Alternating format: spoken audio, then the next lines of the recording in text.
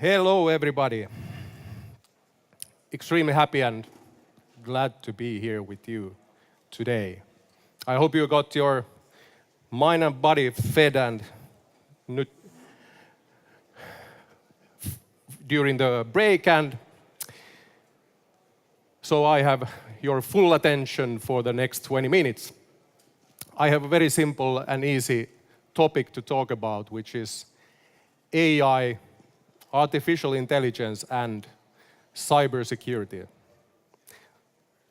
20 minutes for that topic is somewhat challenging, but let's see what we can do. And after this presentation, feel free to join us for a chat in the FCQ booth. Let's start with a shameless self-ad.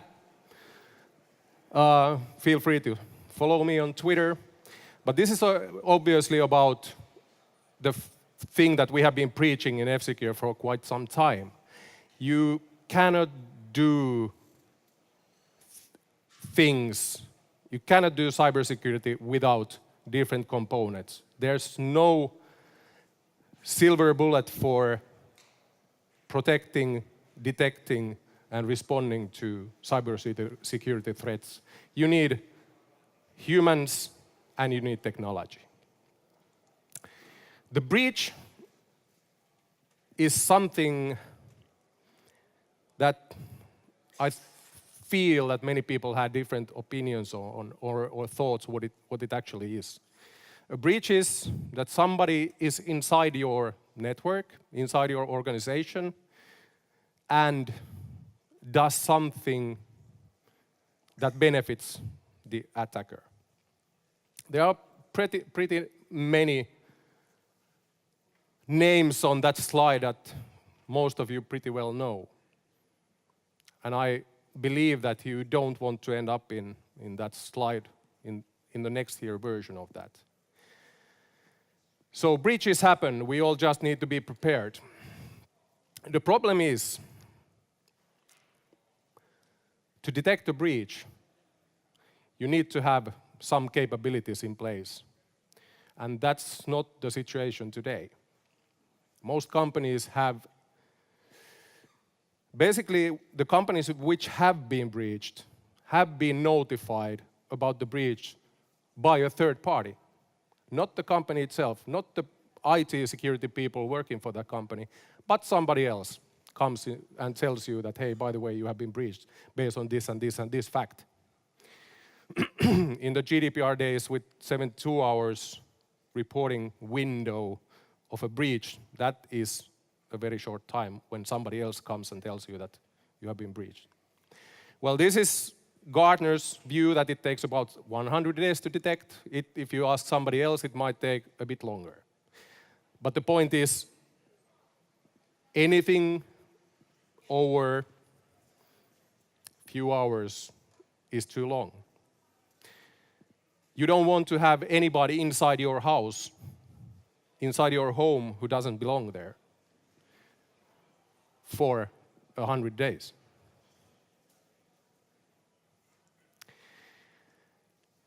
Quickly going through the 360 degrees of cybersecurity presented by Gartner.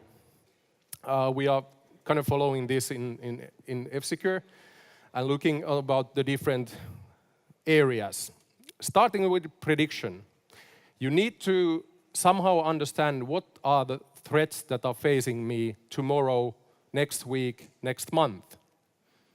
I've kind of used a slightly naive way to demonstrate this. So looking at the prediction part, we are looking at the crystal ball and trying to figure out what we are supposed to do next. Where should we put our investments that it brings value to us next year? Prevention is all about building walls, building fences and measures that keep the attacker out. This is what basically the IT world has been building for the last 30 years, or basically as long as we have thought about cybersecurity as an industry. But this is not enough. Attackers know how to go around over or under your preventive layer. And when they do, you need to have some detection capabilities that look beyond the preventive layer. You need to have locks in your doors at your home, but when the locks are somehow, when the attacker goes through the window or something else, digs a hole to get inside your house, you need to have some alarm system in place that looks for motion, looks for heat signatures, and so forth. And when something is found, you need to respond. You need to have the response team there ready to tackle and attack the attacker and throw them out for good.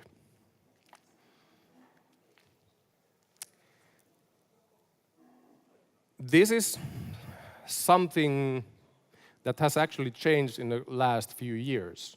The threat landscape has changed a lot.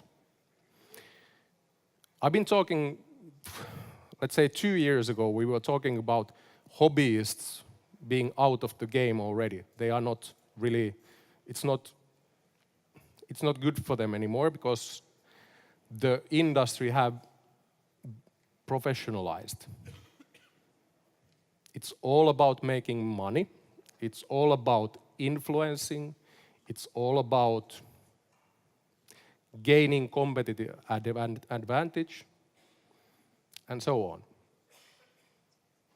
Or bottom line, making money or trying to influence something. The interesting thing in this picture is that the nation states have now boldly come out in a way that they've never been out before.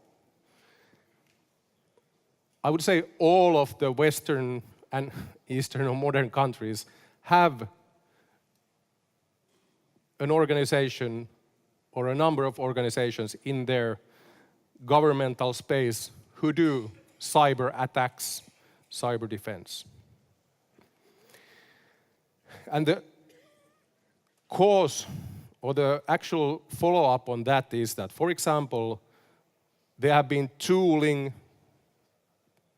and different kind of malware, different kind of tools, different kind of techniques that have been pouring out from the nation-state operators to the lower level operators, so the cybercrime and the criminals. It's basically a monkey with a machine gun. It's basically a kid with two big and expensive toys for their own good. One nice little example is WannaCry or NotPetya that we saw a couple of years back. They were really not that sophisticated or advanced ransomware as such, but they used governmental level exploits to spread or infect machines. So that's basically one example how the threat landscape have evolved. I would maybe point out one interesting attack type that we have seen and talk about is living off the land attacks. So basically what it means is that when an attacker gets inside your organization, they don't use any specific tools or purpose-built tools for that. They use the stuff that they find inside your organization. They use the IT admin tools. They use remote desktop. If you use, for example, some Microsoft remote desktop system or VNC or whatnot, they will use that. There's no need to use additional tools that might pop up in your security operations center or similar.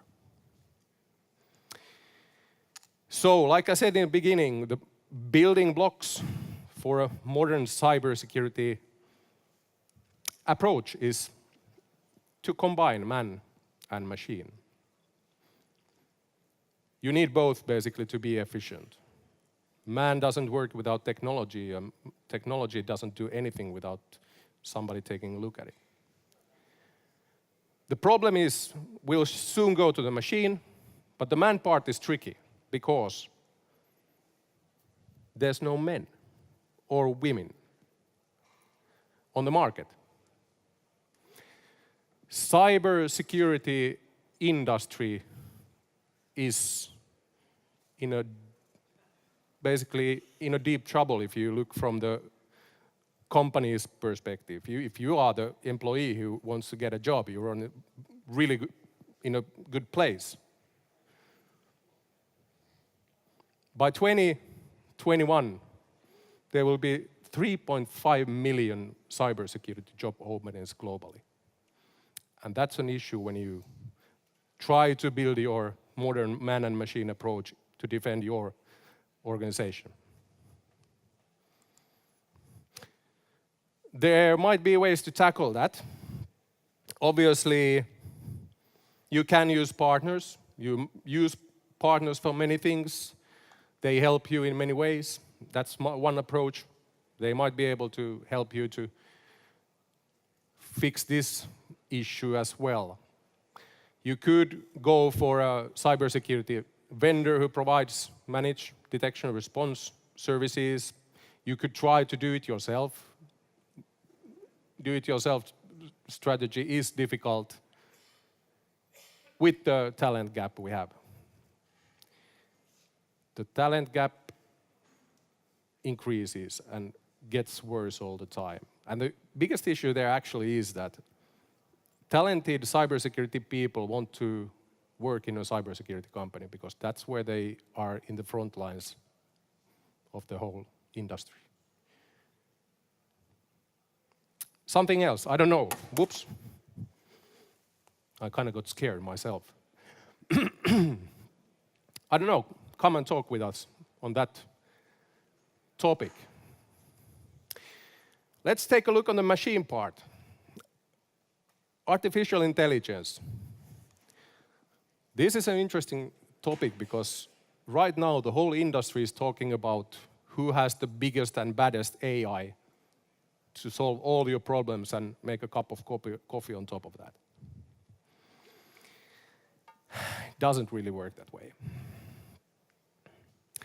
It's also, we as a F-Secure as a company we built our first AI system in 2008, so basically 10 years ago, when we built our sample management system to handle malware samples that we got hundreds of thousands per day. Manpower couldn't do that, couldn't handle that amount anymore. We needed to build a system to handle that. We just didn't know what to call it. We called it really with a boring, crappy name. We could have called it with some AI-related stuff because it would have been way sexier than it was back then. But the important thing that I already kind of mentioned was that it is no silver bullet. AI is no silver bullet. It makes mundane tasks easier. It helps you in many, many ways. But there are basically two things you need. You need a problem. What's the problem you need to fix? And you need a lot of data. If you don't have data, you cannot use AI efficiently or at all. As an example, we can talk about AI in intrusion detection. We can detect known threats because we have lots of data about known threats. And when we see similar things, we can label that as a known threat. We can detect anomalies because when we have lots of data, we know what the so-called normal state is. And when something pops out of that normal state, we call it an anomaly. We can profile hosts or users. We know that this person behaves like this on a, let's say, year scale. Every day he does this and this and that. Some days he does or she does that and that. But we basically know the baseline, how the person or the user works. Same applies to machines or organizations or even countries. Obviously, what the best use case is to combine different approaches, combine different models.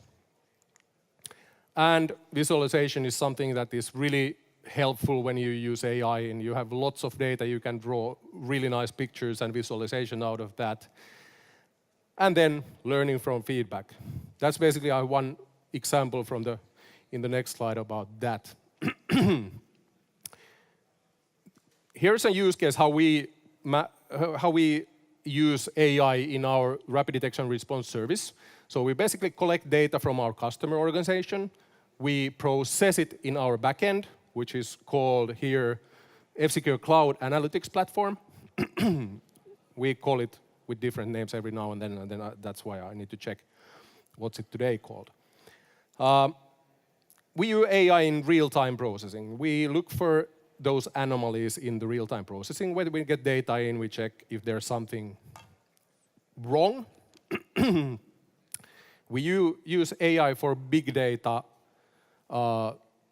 purposes. For example, looking on a historic level, when we look at the historic data and find anomalies from that based on some model that we haven't used before, but we can use that model on history data, and that's how we find different anomalies out of that.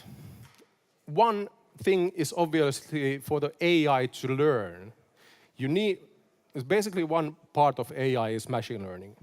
You need to teach the machine how to work correctly. And in this approach, when humans and machines interact, the humans teach the machine every time they do a decision. Every human decision is taught back to the machine, and that evolves the machine. An example from real-life action. This is from a company with 1,500 employees. We have collected 2 billion data events per month from this particular customer. Taking the noise away, we get 900,000 more or less suspicious events. This is what we call the CM view. Basically, that's what you need to start digging out the interesting stuff. But we use a number of AI and machine learning algorithms to process that 900,000 events. And after the processing, we have reported 25 detections within this month to the end customer. And 15 of those were real threats that the customer needed to act upon. So basically, it's a pretty impressive scale down from the 2 billion events to finding the 15 real threats from that organization. And that's where the man and machine is best shown in action, basically. It's all about symbiosis. It's all about interacting. We use our cybersecurity experts to feed the system that we use. We have our red teamers, we have our incident responders, we have our consultants who feed into the system with their expertise and skills and experience from the field. And we have the security technology part that we have been building for the last 20 years. And all that combined creates world-class artificial intelligence that we serve our customers with. But it's always important to understand that you need one to support the other. Thank you.